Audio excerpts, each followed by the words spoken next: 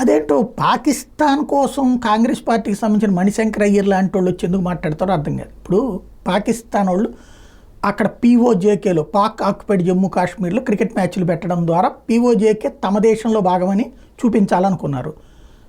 BCCI ఈ విషయం అంటే పీసీబీ దాని మీద ఒక స్టేట్మెంట్ ఇస్తే బీసీసీఐ స్పందించి అక్కడ మ్యాచ్లు నిర్వహించడానికి వీల్లేదంటూ ఆగ్రహం వ్యక్తం చేయడం, అది అసలు పాకిస్తాన్ భూభాగమే కాదు అట్లాంటి దాంట్లో ఎట్లా చేస్తారంటూ ఆ తర్వాత ఐసీసీ అక్కడ మ్యాచ్లు క్యాన్సిల్ చేయడం జరిగిపోయింది.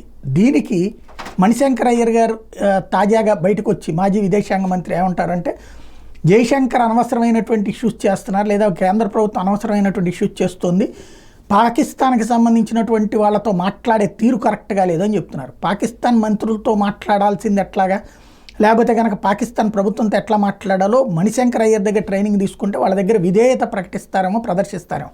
పాకిస్తాన్ అనేది ఈ దేశాన్ని నాశనం చేయాలని కుట్రలు పన్నుతున్నటువంటి దేశంతో కర్ర కట్టె కొట్టే అన్నటువంటే ఉండాలి. అదే సందర్భంలో అలాగని చెప్పేసి ఊరికినే మనమేమి రెచ్చగొట్టట్లేదు, వాడు రెచ్చగొడుతున్నాడు.